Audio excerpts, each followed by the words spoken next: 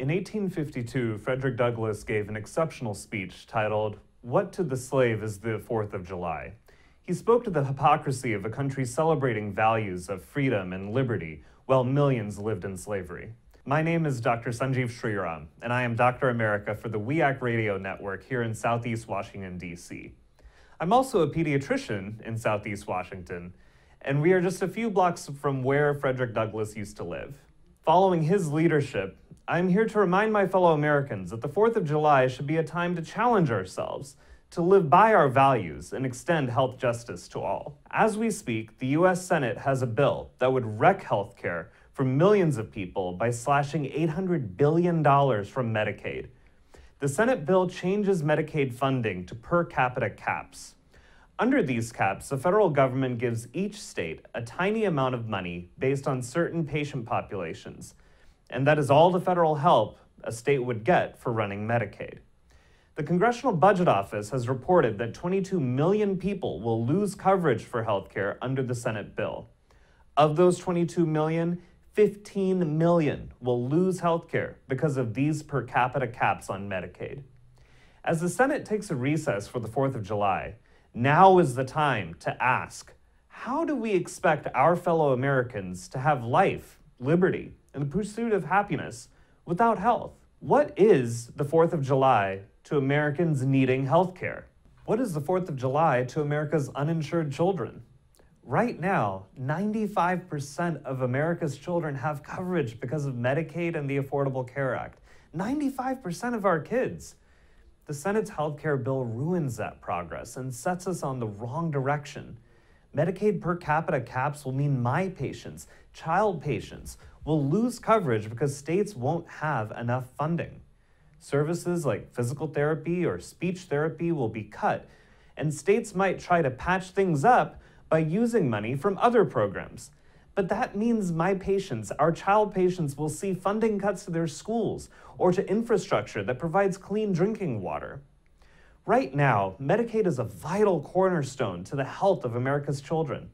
The program provides health care for 37 million kids, starting with coverage for almost half of all births in our country. The majority of children from communities of color get their health care because of Medicaid. As a pediatrician, I have seen the power and importance of Medicaid in my young patients' lives. Medicaid matters because it means my patients do not have to be wealthy to be healthy.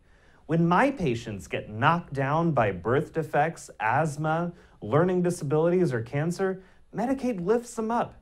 Medicaid gives my patients a fighting chance. Medicaid makes the pursuit of happiness possible. If we don't stand up for Medicaid now and stop the Senate bill, what are we supposed to tell America's uninsured children? How do our uninsured kids celebrate the 4th of July when their pursuit of happiness is cut off by caps to Medicaid? What is the 4th of July to America's uninsured disabled?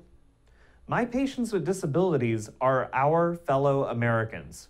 Right now, Medicaid provides comprehensive health care to 10 million disabled Americans. When parents of children with special health care needs are asked to compare Medicaid and private insurance, we learn that the quality of care and availability of care in Medicaid is often better than private insurance.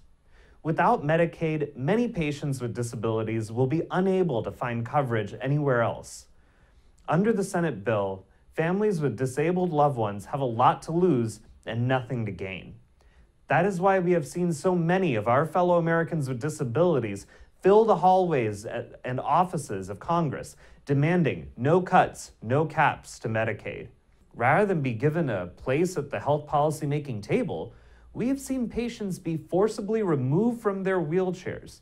Americans with disabilities got handcuffs, while insurance industry lobbyists got handshakes. What kind of values are these, America? If we don't stand up for Medicaid now and stop the Senate bill, what are we supposed to tell our fellow Americans with disabilities? How do you celebrate Independence Day when Medicaid is slashed and can't provide the health care and independence so many disabled Americans value? What is the 4th of July to America's uninsured women? The uninsured rate for women fell to record lows because of 32 states expanding Medicaid under the Affordable Care Act. The importance of the ACA's Medicaid expansions must be emphasized here. A single woman with no children earning $5,000 a year does not qualify for Medicaid in Texas because that state refused to expand the program under Obamacare. That same woman making $5,000 a year does qualify for Medicaid in Louisiana or New Mexico because of the ACA expansions. It's bad enough that where a woman lives can determine whether or not she has health care. The Senate bill makes things worse by ending the Medicaid expansions and putting those caps in place. Millions of women will lose coverage. The Affordable Care Act gives women better health care by making preventive services like cancer screening, STD testing, and birth control available with no out-of-pocket costs. The ACA also requires insurance companies to cover 10 essential health benefits, including maternity care. Before the ACA came into effect, over 70% of health plans did not cover maternity care, requiring women to pay extra for that coverage. The Senate healthcare bill creates many old and new setbacks for women's health. The bill stops the Medicaid expansions, freezing millions of low-income women out of the program. It allows insurance companies to go back to discriminating against pre-existing conditions, which for women can include things like having a C-section or an abnormal pap smear. The Senate healthcare bill threatens the funding of Planned Parenthood, a critical source of health and wellness for millions of women who will not find care anywhere else. If we don't stand up for Medicaid and the Affordable Care Act now, what are we supposed to tell our fellow American women? How do we celebrate equality on the 4th of July when women's health is second class? On the 4th of July, America celebrates the signing of the Declaration of Independence. We hold truths to be self-evident about all of us being equal. Life, liberty, and the pursuit of happiness are supposed to be inalienable rights. Inalienable. That means those rights cannot be taken away by anyone. But right now, the Senate's so-called healthcare bill is threatening life, liberty, and the pursuit of happiness for my patients and millions like them across the country.